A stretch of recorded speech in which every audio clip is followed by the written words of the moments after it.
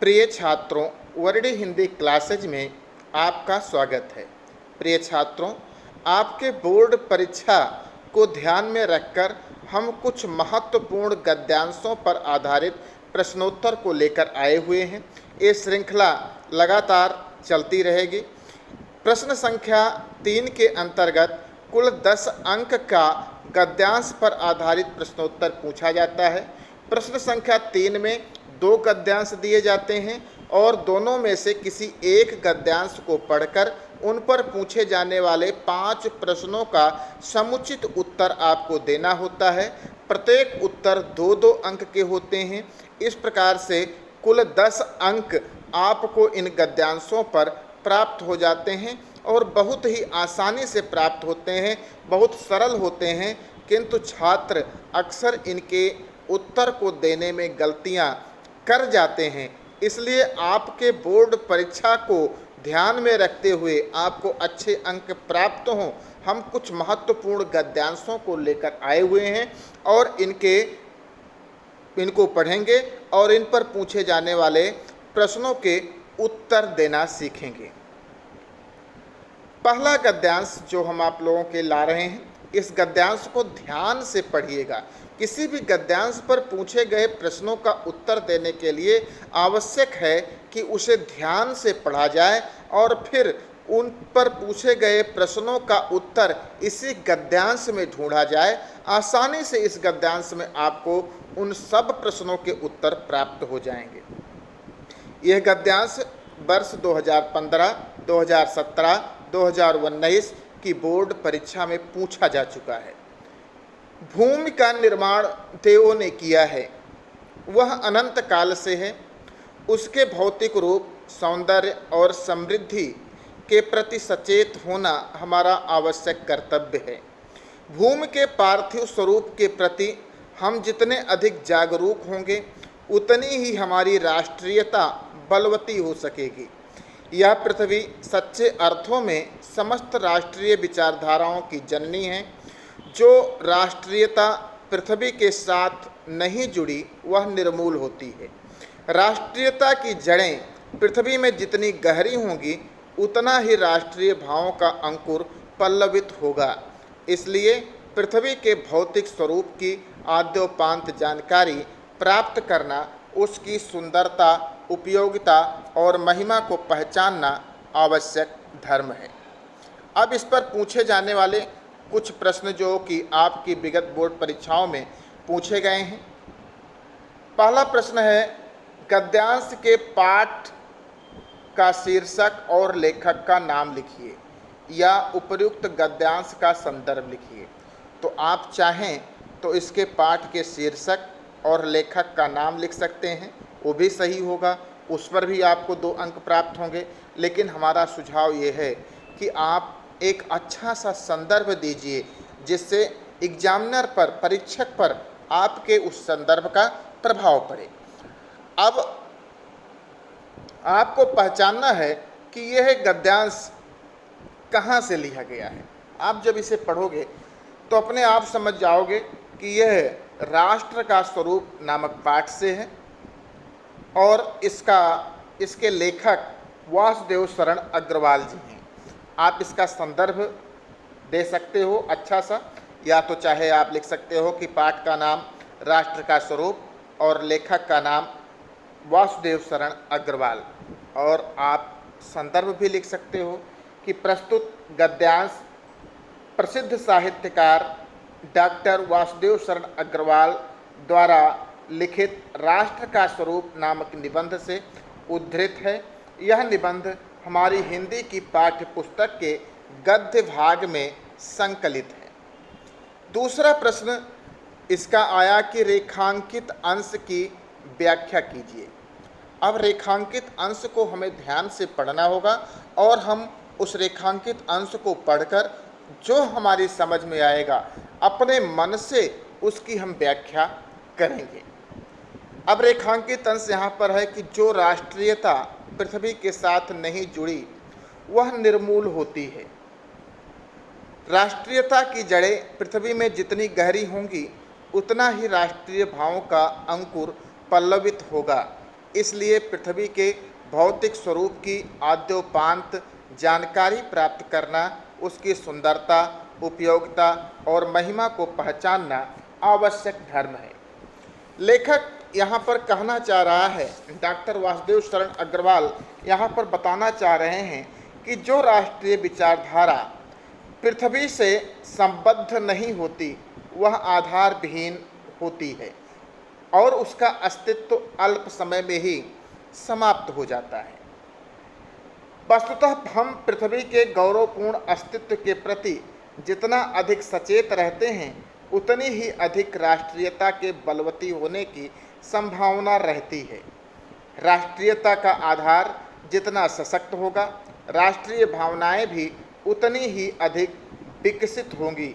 अतः पृथ्वी से अंत तक पृथ्वी के भौतिक स्वरूप की जानकारी रखना और उसके रूप, सौंदर्य, उपयोगिता एवं महिमा को पहचानना प्रत्येक मनुष्य का न केवल परम कर्तव्य है अपितु उसका धर्म भी है, आवश्यक धर्म भी है। आप अपने अनुसार इसी रेखांकित अंश की व्याख्या कर सकते हो और बहुत ही आसान है, आपको 2 अंक आसानी से प्राप्त हो जाएंगे। अगला प्रश्न है कि राष्ट्रीयता की जड़ें पृथ्वी में जितनी गहरी होंगी उतना ही राष्ट्रीय भावों का अंकुर पल्लवित होगा। इस पंक्ति का आशय स्पष्ट कीजिए। प्रिय छात्रों, अब देखो यहाँ पर दिया गया है कि राष्ट्रीयता की जड़ें पृथ्वी में जितनी गहरी होंगी उतना ही राष्ट्रीय भावों का अंकुर पल्लवित होगा। इस पंक्ति का आशय क्या है? वस्तुतः इस पंक्ति के माध्यम से लेखक यह कहना चाह रहा है कि हम पृथ्वी के गौरवपूर्ण अस्तित्व के प्रति जितना अधिक सचेत रहेंगे, राष्ट्रीयता की जड़ें पृथ्वी में जितनी गहरी होंगी, अर्थात हम पृथ्वी के गौरवपूर्ण अस्तित्व के प्रति जितना अधिक सचेत रहेंगे उतनी ही राष्ट्रीय भावों का अंकुर पल्लवित होगा, अर्थात उतनी ही राष्ट्रीयता के बलवती होने की संभावना होगी। या हम यह भी कह सकते हैं कि राष्ट्रीयता का आधार जितना सशक्त होगा, राष्ट्रीय भावनाएं भी उतनी ही अधिक विकसित होंगी। ये खंड गा का उत्तर हुआ। अगला प्रश्न पूछा जा रहा है, खंड घ में गद्यांश के केंद्रीय भाव पर प्रकाश डालिए। तो केंद्रीय भाव का अर्थ है कि वास्तव में इस गद्यांश में लेखक ने किस बात को समझाने का प्रयास किया है। तो प्रिय छात्रों, गद्यांश का केंद्रीय भाव यह है कि इसके अंतर्गत पृथ्वी की महिमा और उपयोगिता को अत्यंत प्रभावपूर्ण ढंग से स्पष्ट किया गया है। साथ ही पृथ्वी को ही समस्त राष्ट्रीय विचारधाराओं की जननी मानकर उसके गौरवपूर्ण अस्तित्व को बनाए रखने के लिए सचेत किया गया है। इतना सा आपको लिख देना है कि गद्यांश का केंद्रीय भाव क्या है। कि गद्यांश का केंद्रीय भाव यही है कि पृथ्वी की महिमा और उपयोगिता पर प्रकाश डाला गया है या उसे प्रभावपूर्ण ढंग से स्पष्ट किया गया है और पृथ्वी को समस्त राष्ट्रीय विचारधाराओं की जननी मानकर उसके गौरवपूर्ण अस्तित्व को बनाए रखने के लिए सचेत किया गया है। अगला प्रश्न है कि खंड अंगा कि देवताओं द्वारा निर्मित भूमि के प्रति मानव जाति का क्या कर्तव्य है। अब आप लोग देखोगे तो यहाँ पर दिया गया है कि उसके भौतिक रूप, सौंदर्य और समृद्धि के प्रति सचेत होना हमारा आवश्यक कर्तव्य है। यही इसका उत्तर है। उसके का मतलब किसके, अर्थात भूमि के। तो लेखक के अनुसार भूमि के भौतिक रूप, सौंदर्य और समृद्धि के प्रति सचेत होना हमारा आवश्यक कर्तव्य है। प्रश्न पूछा जा रहा है कि देवताओं द्वारा निर्मित भूमि के प्रति मानव जाति का क्या कर्तव्य है। तो आप इसका उत्तर लिख सकते हो, देवताओं के द्वारा निर्मित भूमि के प्रति भौतिक रूप, सौंदर्य और समृद्धि के प्रति सचेत होना मानव जाति का, हमारा का अर्थ यहाँ पर क्या हुआ, मानव जाति का आवश्यक कर्तव्य है। अगला प्रश्न, प्रश्न संख्या 4, पृथ्वी के प्रति हमारा क्या धर्म है। प्रश्न पूछा जा रहा है कि पृथ्वी के प्रति हमारा क्या धर्म है। अब आप यहाँ पर देखोगे, पढ़ रहे हो तो इसमें है कि इसलिए पृथ्वी के भौतिक स्वरूप की आद्योपांत जानकारी प्राप्त करना, उसकी सुंदरता, उपयोगिता और महिमा को पहचानना आवश्यक धर्म है। प्रश्न है कि पृथ्वी के प्रति हमारा क्या धर्म है, तो इसलिए पृथ्वी के भौतिक स्वरूप की आद्योपांत जानकारी, इसलिए आप काट देना यहाँ से, और यहाँ से आप लिख सकते हो कि पृथ्वी के भौतिक स्वरूप की आद्योपांत अर्थात शुरू से अंत तक जानकारी प्राप्त करना, उसकी सुंदरता, उसकी उपयोगिता और महिमा को पहचानना आवश्यक धर्म है। तो ये प्रश्न संख्या 4 का उत्तर हुआ। प्रश्न संख्या 6 में पूछा जा रहा है कि राष्ट्र भूमि के प्रति हमारा आवश्यक कर्तव्य क्या है। यही पर प्रश्न जो आपके द्वारा भी दिया गया था प्रश्न संख्या अंगा में, वही है आपका इसमें भी यही प्रश्न कि पृथ्वी के भौतिक रूप, सौंदर्य और समृद्धि के प्रति सचेत होना हमारा आवश्यक कर्तव्य है। अगला प्रश्न प्रश्न संख्या जा कि किस प्रकार की राष्ट्रीयता को लेखक ने निर्मूल कहा है। किस प्रकार की राष्ट्रीयता को लेखक ने निर्मूल कहा है। अब यहाँ पर इसका उत्तर होगा कि जो राष्ट्रीयता पृथ्वी से न जुड़ी हो, वो राष्ट्रीयता क्या है, निर्मूल है। क्योंकि पृथ्वी से जुड़कर ही राष्ट्रीयता की भावना पल्लवित होती है, राष्ट्रीयता की जड़ें पृथ्वी से ही जुड़ी होती हैं। तो किस प्रकार की राष्ट्रीयता को लेखक ने निर्मूल कहा है। जो राष्ट्रीयता पृथ्वी से ना जुड़ी हो, वो राष्ट्रीयता निर्मूल है। अगला प्रश्न है कि यह पृथ्वी सच्चे अर्थों में क्या है। आप इसका उत्तर देखिए, यह पृथ्वी सच्चे अर्थों में क्या है। आप इसके गद्यांश को पढ़ोगे तो इसी में लिखा गया है, यहाँ पर आप लोग देखिए कि इसलिए पृथ्वी के भौतिक स्वरूप की आद्योपांत जानकारी प्राप्त करना, उसकी सुंदरता, उपयोगिता और महिमा को पहचानना आवश्यक धर्म है। यह पृथ्वी सच्चे अर्थों में क्या है। जो पिछला अंगा वाला प्रश्न आपने देखा था, उसका उत्तर यहाँ पर लिखा गया है कि जो राष्ट्रीयता पृथ्वी के साथ नहीं जुड़ी वह निर्मूल होती है। ये अंगा वाला प्रश्न था जिसमें आप लोगों ने देखा था कि राष्ट्र किस प्रकार की राष्ट्रीयता को लेखक ने निर्मूल कहा है, प्रश्न संख्या जा था। और प्रश्न संख्या झा का उत्तर यह पृथ्वी सच्चे अर्थों में क्या है। यहाँ पर लिखा गया है, यह पृथ्वी सच्चे अर्थों में समस्त राष्ट्रीय विचारधाराओं की जननी है। यह पृथ्वी सच्चे अर्थों में समस्त राष्ट्रीय विचारधाराओं की जननी है। ये इसका उत्तर है कि यह पृथ्वी क्या है।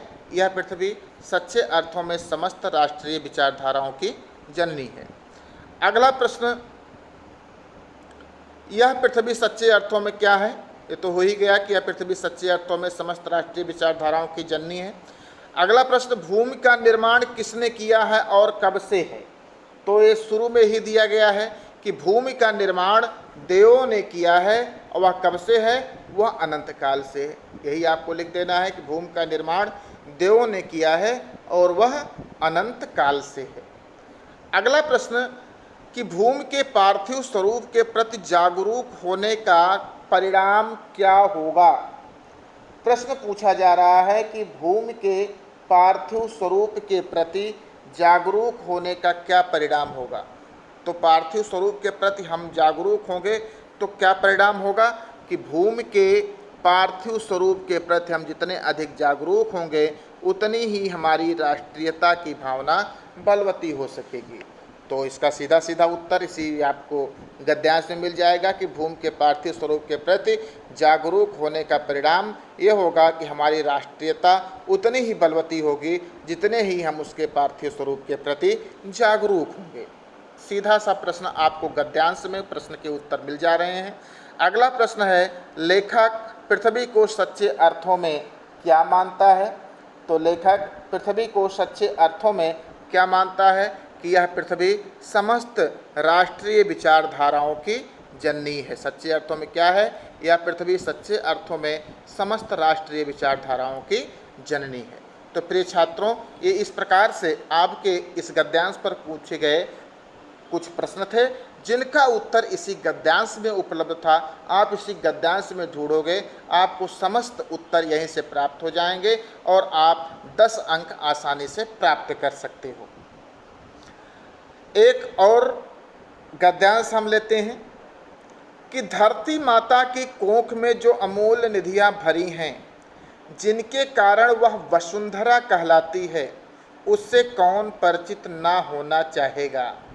लाखों करोड़ों वर्षों से अनेक प्रकार की धातुओं को पृथ्वी के गर्भ में पोषण मिला है। दिन रात बहने वाली नदियों ने पहाड़ों को पीस पीस कर अगणित प्रकार की मिट्टियों से पृथ्वी की देह को सजाया है। हमारे भावी आर्थिक अभ्युदय के लिए इन सब की जांच पड़ताल अत्यंत आवश्यक है। पृथ्वी की गोंद में जन्म लेने वाले जड़ पत्थर कुशल शिल्पियों से संवारे जाने पर अत्यंत सौंदर्य के प्रतीक बन जाते हैं। नाना भांति के अनगढ़ नग बिंद की नदियों के प्रवाह में सूर्य की धूप से चिलकते रहते हैं। उनको जब चतुर कारीगर पहलदार कटाव पर लाते हैं, तब उनको प्रत्येक घाट से नई शोभा और सुंदरता फूट पड़ती है, वह अनमोल हो जाते हैं। देश के नर नारियों के रूप मंडन और सौंदर्य प्रसाधन में इन छोटे पत्थरों का भी सदा से कितना भाग रहा है, अतएव हमें उनका ज्ञान होना भी आवश्यक है।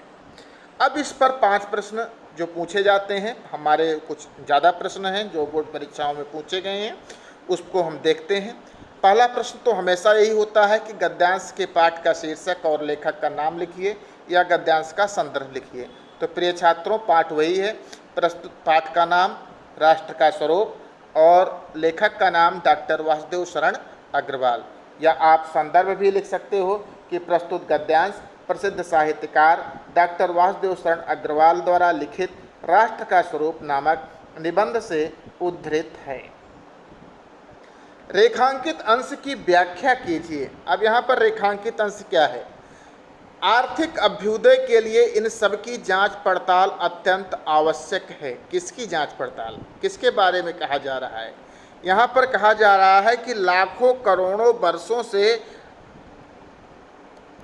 अनेक प्रकार की धातुओं को पृथ्वी के गर्भ में पोषण मिला है। तो दिन रात बहने वाली नदियों ने पहाड़ों को पीस पीस कर अगणित प्रकार की मिट्टियों से पृथ्वी को देह को सजाया है। अब इसी चीज की बात हो रही, इन्हीं धातुओं की, इन्हीं मिट्टियों की, इन्हीं पत्थरों की आर्थिक अभ्युदय के लिए इन सब की जांच पड़ताल अत्यंत आवश्यक है। लेखक कहना चाह रहा है कि किसी भी राष्ट्र के आर्थिक अभ्युदय के लिए जो उस राष्ट्र की पृथ्वी में विभिन्न प्रकार की धातुएं, विभिन्न प्रकार के रत्न आभूषण इत्यादि भरे पड़े हैं, विभिन्न प्रकार के अयस्क भरे हैं, उन सब की जांच पड़ताल आवश्यक है, क्योंकि जितना भी हम उनको जानेंगे उतना ही हमारे राष्ट्र के समृद्धि में उनका योगदान होगा। पृथ्वी की गोंद में जन्म लेने वाले जड़ पत्थर कुशल शिल्पियों से संवारे जाने पर अत्यंत सौंदर्य के प्रतीक बन जाते हैं, क्योंकि पृथ्वी की गोंद में अनेक ऐसे जड़ पत्थर हैं जिनको हम रत्न कहते हैं। वो सामान्य रूप से पृथ्वी की गोंद में तो पत्थर के रूप में पड़े होते हैं, लेकिन जब शिल्पी कारीगर उन्हें संवारते हैं तो वह अत्यंत सौंदर्य के प्रतीक बन जाते हैं।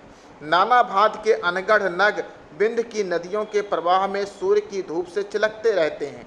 विभिन्न प्रकार के अनगढ़ जो गढ़े नहीं गए हैं, ऐसे भी नग विंध्याचल से निकलने वाली नदियों के प्रवाह में सूर्य की धूप में चिलकते रहते अर्थात चमकते रहते हैं। किंतु जब उनको चतुर कारीगर अपने पहलदार कटाव पर लाते हैं तो उनके प्रत्येक घाट से नई शोभा और सुंदरता फूट पड़ती अर्थात तो बहुत तेज चमकने लगते हैं और वह अनमोल हो जाते हैं।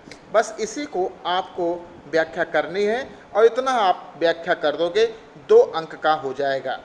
अगला प्रश्न है कि हमारे भावी आर्थिक अभ्युदय के लिए किसकी जांच पड़ताल होनी आवश्यक है? तो प्रश्न का उत्तर आपको इसी में मिलेगा कि हमारे भावी आर्थिक अभ्युदय के लिए इन सब की अर्थात किसकी, इन धातुओं की और इन रत्नों की जो भरे पड़े हैं इन सब की जांच पड़ताल अत्यंत आवश्यक है। आप लिखोगे हमारे भावी आर्थिक अभ्युदय के लिए पृथ्वी के भीतर पड़ी हुई विभिन्न प्रकार की धातुओं और विभिन्न प्रकार के अनगढ़ पत्थरों की जांच पड़ताल अत्यंत आवश्यक है। अगला प्रश्न है प्रश्न संख्या घ, उपर्युक्त गद्यांश में राष्ट्र निर्माण के किस प्रथम तत्व को महत्व दिया गया है। तो प्रिय छात्रों, उपर्युक्त गद्यांश में राष्ट्र निर्माण के लिए कौन सा प्रथम तत्व है, आप पढ़ के स्वयं जान जाओ कि ये भूमि को, धरती माता को महत्व दिया गया है, क्योंकि भूमि के बारे में हम जितना अधिक जानेंगे उतना ही हमारा आर्थिक अभ्युदय होगा। तो आप लोग इसका सीधा उत्तर लिख सकते हो कि उपर्युक्त गद्यांश में राष्ट्र निर्माण के लिए भूमि या पृथ्वी को अधिक महत्व दिया गया है या अधिक महत्व इनका दर्शाया गया है। अगला प्रश्न है प्रश्न संख्या अंगा कि धरती को वसुंधरा क्यों कहते हैं। इस प्रश्न का उत्तर भी इसी गद्यांश में है कि धरती माता की कोख में अनेक अमूल्य निधियां भरी पड़ी हैं जिनके कारण वह वसुंधरा कहलाती है। धरती को वसुंधरा क्यों कहते हैं कि धरती माता की कोख में जो अमूल्य निधियां भरी पड़ी हैं उन्हीं के कारण ये धरती माता वसुंधरा कहलाती है। लिखा गया है जिनके कारण वह वसुंधरा कहलाती है, तो आप लिखोगे कि उन्हीं के कारण यह धरती माता वसुंधरा कहलाती है। अगला प्रश्न है प्रश्न संख्या 4, पृथ्वी की देह को किसने और किससे सजाया है। देखिए इस प्रश्न का उत्तर भी यहीं पर है कि दिन रात बहने वाली नदियों ने पहाड़ों को पीस पीस कर अगणित प्रकार की मिट्टियों से पृथ्वी की देह को सजाया है। यहीं पर सीधा उत्तर है, आप यहीं से उतार के लिख देना है और आपको 2 अंक प्राप्त हो जाएंगे कि दिन रात बहने वाली नदियों ने पहाड़ों को पीस पीस कर अगणित प्रकार की मिट्टियों से पृथ्वी की देह को सजाया है। अगला प्रश्न है प्रश्न संख्या 6, अमूल्य निधियां कहाँ भरी पड़ी हैं।